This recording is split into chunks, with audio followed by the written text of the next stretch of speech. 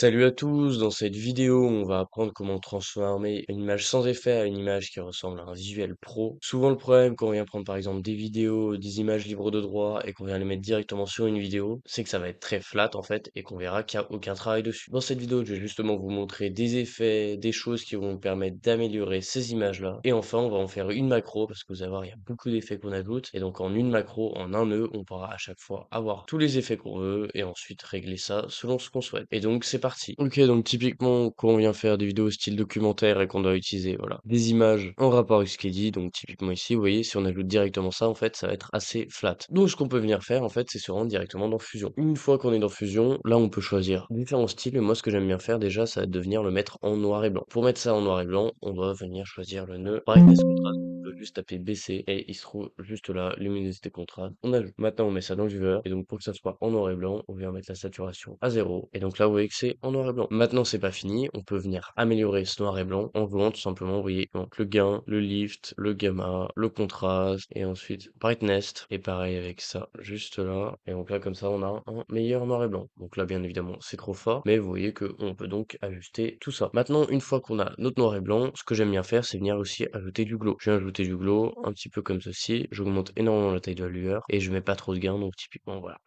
quelque chose comme ceci. Maintenant, selon moi, ce qui est le plus important, ça va être le nœud vignette. Donc on vient ajouter le nœud vignette et ensuite on va venir voilà placer quelque chose comme ceci. Et donc vous voyez là, ça va vraiment donner une scène épique, donc beaucoup plus intéressante. Maintenant, je vous montre tout ça en noir et blanc, bien évidemment. On peut venir, vous voyez, mettre ça sans noir et blanc. Donc là, il faudrait réinitialiser les paramètres, mais vous pouvez faire les deux versions. C'est pour ça que je disais qu'il y avait plusieurs styles. Maintenant, une fois que vous avez la vignette, en fait, moi, ce que j'aime bien faire, c'est venir ajouter un petit peu de grain. Donc, ça va venir dégrader un petit peu l'image. Je trouve que c'est un effet sympa. Maintenant, on peut choisir deux choses. Soit on peut choisir un grain qui bouge, vous voyez, comme ceci. Soit sinon, on peut faire VO et timecode, ce que moi je fais en général. Et du Lipstick. coup, le grain ne va pas bouger. Et là, vous voyez que plus j'augmente la force, plus ça va être fort. Mais là, du coup, je vais venir baisser, faire en sorte que voit un petit peu, mais pas énormément non plus. Donc là, on a quelque chose comme ça. Vous voyez que on a un petit peu de grain et que ça ajoute un effet sympa. Maintenant, ça c'est uniquement disponible dans la version payante, mais j'aime bien ajouter le nœud flair et venir, vous voyez, placer ça sur le côté. Ça va donner pareil un effet très très stylé. Et là, quand on prend flair, faut venir prendre flair science-fiction années 70 pour avoir le même que moi. Et maintenant, je trouve que la couleur violette ne s'accorde pas trop en fait avec ce qu'on a fait en général. Donc on peut venir changer ça. Pour changer ça, c'est très simple. On vient dans correction générale. Et maintenant, on va faire colorisation. Quand on fait colorisation, ça va prendre la couleur de ce qu'il y a en dessous. Donc là, vous voyez, je peux venir mettre ça de n'importe quelle couleur. Et là, en l'occurrence, moi, je vais le laisser en blanc. Je peux le mettre un petit peu plus dans le gris si j'ai envie, typiquement comme ceci. Et ce que j'aime bien faire aussi, c'est venir le déplacer un petit peu. Donc pour que ça se déplace, on va venir mettre une keyframe là, avancer là, et venir, voilà,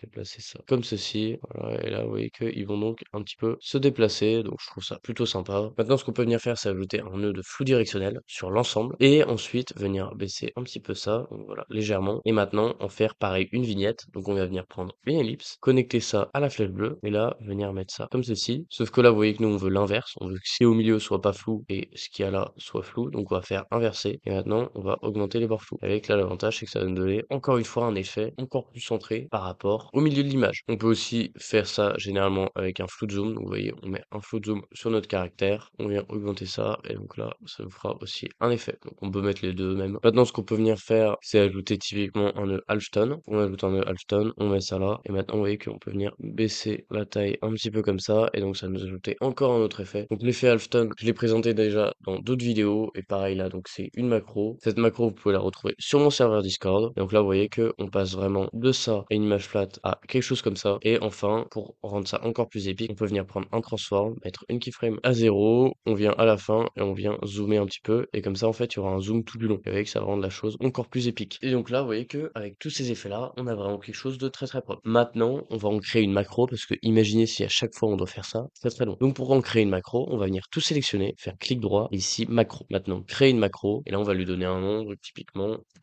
effet, voilà, vidéo. Et maintenant, vous voyez qu'on retrouve bien tous les nœuds. Et donc, dans ces nœuds, on va sélectionner les choses qui sont importantes selon nous. Donc, typiquement, dans le brightness, donc, on va venir le prendre. Les choses qu'on a changées, bah, c'est tout ce qu'il y a là. Donc, gain, lift, gamma, saturation, etc. Donc, on va venir prendre exactement les mêmes choses. Donc, gain, lift, gamma, contraste, brightness, saturation. Dans le soft glow, on est juste venu changer le gain et la taille de la lueur. Donc là, on fait ça à chaque fois. On prend, on a modifié. Donc, dans la vignette, on a modifié l'anamorphisme, l'adoucissement, la taille. Dans le film grain, la force, et verrouiller les timecodes. Dans la flare, on peut venir choisir donc les couleurs, etc., toutes les choses. Flou directionnel, juste l'intensité du flou. Halfton, on va venir chercher donc tout ce qu'on a modifié. Le transform, juste la taille et le centre XY par exemple. Flou de zoom, l'intensité de l'effet, la quantité de zoom. Et là, on va dire qu'on a sélectionné à peu près tout ce qu'on voulait. Maintenant, on peut venir dans fichier, enregistrer sous. Et là, on va l'enregistrer à un endroit où on est sûr de le retrouver. Donc, je l'ai enregistré. Maintenant, je fais fermer. Et une fois que je l'ai là, je vais revenir dans mes fichiers. Je viens là, fichier. Et maintenant, une fois qu'on a ça, on vient dans effet, template, edit, generator. Et là, on vient prendre donc notre effet et on vient le drag and drop dans generator. Pourquoi dans generator? C'est parce que généralement, il n'y a pas beaucoup d'effets qui sont ajoutés, donc c'est assez simple de le retrouver. Maintenant, une fois que c'est glissé dans generator, normalement, ça va y être. Donc, vous voyez, effet vidéo. Et donc là, on a notre macro avec tous les paramètres. Maintenant, si on vient la tester, donc on vient prendre ça, on vient mettre ça là et on met ça dans le viewer, vous voyez que là, on va avoir exactement la même chose. Et le gros avantage, c'est qu'on peut venir et là, modifier typiquement ça. Donc, c'est notre halfton. On peut venir modifier la quantité de zoom. On peut venir modifier tous les paramètres qui sont là. Et c'est en fait super puissant. Donc, si vous êtes intéressé par cette macro, je vais la donner gratuitement dans mon serveur Discord dans la catégorie Asset vidéo YouTube. Donc, une fois que vous rejoignez le serveur Discord, vous allez retrouver juste ici la macro que je vais déposer. Ensuite, comme montré dans la vidéo, vous avez juste à venir la drag and drop ici dans Effet et maintenant vous pourrez l'apprendre à chaque fois et ça va vous faire gagner beaucoup de temps. Maintenant, si vous voulez apprendre encore plus de choses et avoir plein de macros, plein de presets, plein de packs et dans autre chose gratuitement et donc avancer 10 fois plus vite, le meilleur moyen c'est de rejoindre le serveur Discord qui se trouve dans la description de la vidéo. À l'intérieur de ce serveur, vous trouverez une vidéo qui va vous expliquer comment fonctionne le Discord, des retours de membres et les différents types d'abonnements. Les abonnements, vous pouvez les annuler à tout moment, mais si vous n'êtes pas fan de ça, vous pouvez toujours réserver des coachings privés avec moi, ce qui vous permettra d'avancer encore plus vite. Il y a un formulaire dans la description, vous y répondez et ensuite je vous contacte. Et donc si vous aimez cette vidéo, n'hésitez pas à liker et vous abonner. À bientôt!